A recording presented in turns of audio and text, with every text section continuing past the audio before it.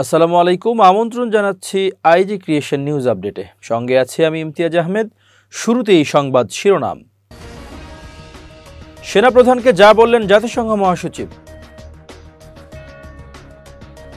৩ মহাসচিব নিয়োগ দিচ্ছে বিএনপি। জুলাই অভ্যুত্থানের বই নিয়ে বিতর্ক, যা বললেন আসিফ মাহমুদ। এবার বিস্তারিত। বাংলাদেশ সফরে এসে টানা 2 দিন কর্মব্যস্ততার মধ্যে সময় পার করেছেন জাতিসংঘ মহাসচিব অ্যান্তনিও গুতেরেস। শনিবার বিকেলে সফরের বিষয়বস্তু সাংবাদিকদের কাছে তুলে ধরতে গিয়ে এদেশের গণতন্ত্র, সংস্কার ও রোহিঙ্গা সংকট নিয়ে নিজের অবস্থান স্পষ্ট করেন তিনি। সংবাদ সম্মেলনে গুতেরেস বলেন, নতুন বাংলাদেশে সংস্কারের যে উদ্যোগ নিয়েছে অন্তর্বর্তী সরকার, সেখানে প্রধান সহযোগী হিসেবে ভূমিকা রাখতে প্রস্তুত আছে জাতিসংঘ। সফরে জাতিসংঘ মহাসচিবের অন্যতম একটি উদ্দেশ্য ছিল রোহিঙ্গাদের প্রতি তার সমর্থন ও সহমর্মিতা জানানো।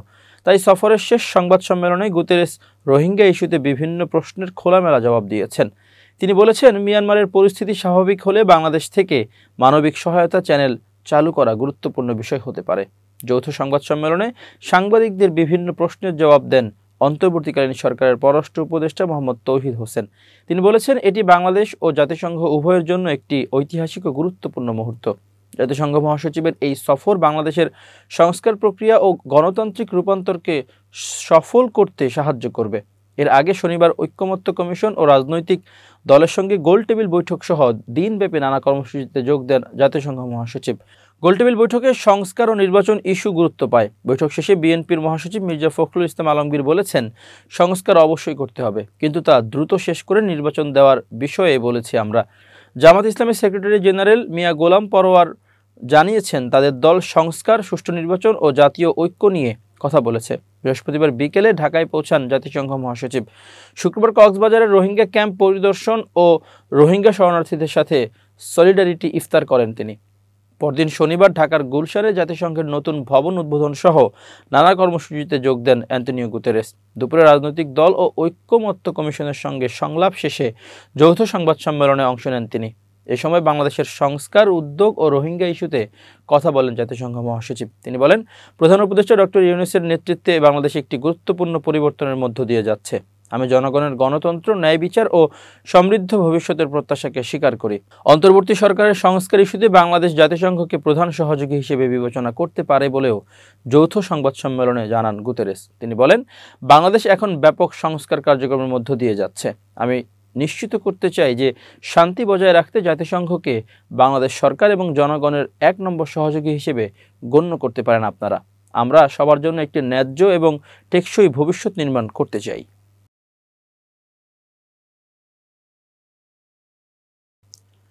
বিএনপিতে হচ্ছেন 3 মহাসচিব। এটি দৈনিক বাংলাদেশ প্রতিদিনের প্রধান শিরোনাম। খবরে বলা হয়, দেশের সর্ববৃহৎ রাজনৈতিক দল বিএনপিতে মহাসচিব হবেন 3 জন। একজন হবেন সাংগঠনিক বিষয়ক মহাসচিব, আরেকজন আন্তর্জাতিক বিষয়ক মহাসচিব এবং অন্যজন দায়িত্ব পালন করবেন প্রশাসনিক বিষয়ক মহাসচিব হিসেবে। দলের জাতীয় কাউন্সিল অধিবেশনে কিংবা চেয়ারপারসনের গঠনতান্ত্রিক ক্ষমতা বলে নিয়োগ দেওয়া হতে পারে মহাসচিবদের। এছাড়াও দলের কেন্দ্রীয় কার্যনির্বাহী কমিটির কাঠামোতে আরও বড় ধরনের পরিবর্তন আসতে পারে।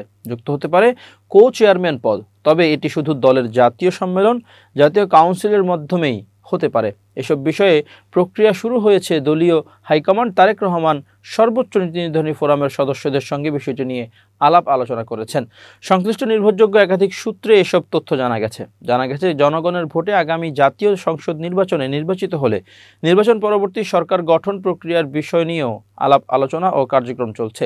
ভারপ্রাপ্ত চেয়ারম্যান তারেক রহমান ঘোষিত নির্বাচনোত্তর ঐক্যমত্যের জাতীয় সরকার গঠনের বিষয়টির উপর গুরুত্বারোপ করা হচ্ছে। বিশেষ করে ফ্যাসিস্ট শেখ হাসিনার সরকার বিরোধী যুগপৎ আন্দোলনের শরিক দলগুলোর নেতাদের কিভাবে মূল্যায়ন করা হবে সেসব বিষয় নিয়েও আলোচনা চলছে। কাকে কোথায় মনোনয়নে ছাড় দেয়া হবে কিংবা কাকে মন্ত্রিত্ব দেয়া হতে পারে, এসব বিষয় নিয়েও কার্যক্রম চলছে। এছাড়া দলের ভেতরে কারা মনোনয়ন পাবেন এবং কারা মন্ত্রিত্ব পাবেন অথবা কারা কোন অবস্থানে থাকবেন সেসব নির্ভর করবে সংশ্লিষ্ট নেতাদের নিজ নিজ পারফরমেন্সের উপর। দলের সব নেতার আমলনামা ইতোমধ্যে হাইকমান্ডের কাছে জমা হয়েছে। এর মধ্যে বেশ কিছু উচ্চ পর্যায়ের নেতার নামে চাঁদাবাজির অভিযোগের খাতায় যুক্ত আছে বলে তাদের ব্যাপারে শক্ত অবস্থান নেবেন ভারপ্রাপ্ত চেয়ারম্যান। তাছাড়া যারা বিগত হাসিনা সরকারের সঙ্গে আতাত এবং নিজ দলের সঙ্গে বেইমানি করেছিলেন সেসব তথ্য পর্যালোচনা করা হচ্ছে। এ ধরনের নেতারা কোনো অবস্থাতেই এবার মনোনয়ন পাবেন না। পতিত আওয়ামী লীগ সরকারের মন্ত্রী প্রতিমন্ত্রী খালিদ পলক বা আরাফাতের মতো চাটুকার প্রকৃতির লোকদের মন্ত্রী বানানোর দূরের কথা এমপি পদেও মনোনয়নও দেবে না বিএনপি। এ ব্যাপারে ভারপ্রাপ্ত চেয়ারম্যানের অবস্থান অত্যন্ত কঠোর। ফলে আগামী সংসদ নির্বাচনের বিএনপির মনোনয়নের নতুন মুখের সম্ভাবনা বেশি রয়েছে।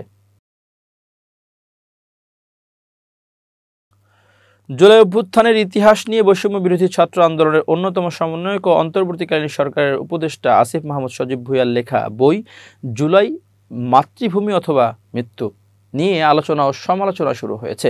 সামাজিক যোগাযোগ মাধ্যমে এই নিয়ে চলছে নানা বিতর্ক। এর মাঝে রোববার 16 মার্চ আসিফ মাহমুদ সজীব ভুঁইয়ার নিজের ভেরিফাইড ফেসবুক পেজ থেকে একটি পোস্ট শেয়ার করেছেন। তাতে তিনি লিখেছেন, বই লেখার প্রেক্ষাপট ও সম্প্রতি এ নিয়ে গড়ে ওঠার বিতর্ক নিয়ে বিস্তারিত লিখেছেন। উপদেষ্টা আসিফ মাহমুদ সজীব ভুঁইয়ার পোস্টটি তুলে ধরা হলো হুবহু। বইটা জুলাই গণ অভ্যুত্থানে আমার ব্যক্তিগত অভিজ্ঞতার সংক্ষিপ্ত বর্ণনা, সম্পূর্ণ গণ অভ্যুত্থানের ইতিহাস না। গতকাল প্রকাশনা অনুষ্ঠানেও বলেছি, আবারও বলছি, জুলাই মাতৃভূমি অথবা মৃত্যু বইটা আমার চোখে গণ অভ্যুত্থানকে যেভাবে দেখেছি সেই অভিজ্ঞতার সংক্ষিপ্ত বর্ণনা, সম্পূর্ণ গণ অভ্যুত্থানের ইতিহাস না। ব্যক্তি আসিফ মাহমুদের অভ্যুত্থানের অভিজ্ঞতাকে সম্পূর্ণ গণ অভ্যুত্থানের ইতিহাস হিসেবে ধরে নেওয়া ভুল হবে। গণ অভ্যুত্থানের ইতিহাস তখনই পূর্ণতা পাবে যখন অন্তত আরও কয়েকশো জন তাদের অভিজ্ঞতা লিখবে, তখনই কেবল পাঠক সব মেলাতে পারবেন।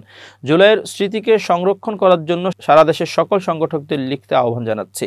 এছাড়াও বইটি সংক্ষিপ্ত, এখানে অনেক বড় ঘটনাকেও এক লাইনের মধ্যে নিয়ে আসা হয়েছে। মাত্র 120 পৃষ্ঠায় আমার নিজের অভিজ্ঞতার বিস্তারিত বর্ণনা সম্ভব নয়। পরবর্তীতে ফ্রি সময় পেলেই এই বইয়ের টাইমলাইন ধরে ধরে বিস্তারিত লিখব ইনশাআল্লাহ।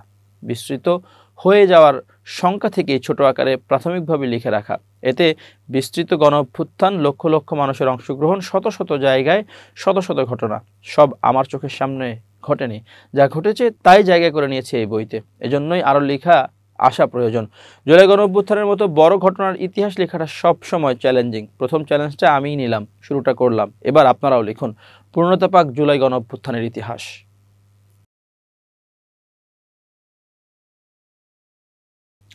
প্রিয় দর্শক, শেষ করছি আজ ক্রিয়েশন নিউজ আপডেট। আজ এ পর্যন্তই। ভিন্ন খবর নিয়ে দেখা হবে আগামীকাল। নিজেকে আপডেট রাখতে সাবস্ক্রাইব করুন চ্যানেলটি। নিয়মিত লাইক, কমেন্ট ও শেয়ার করে ছড়িয়ে দিন সর্বত্র। সুস্থ থাকুন, নিরাপদে থাকুন। শুভেচ্ছা অগণন।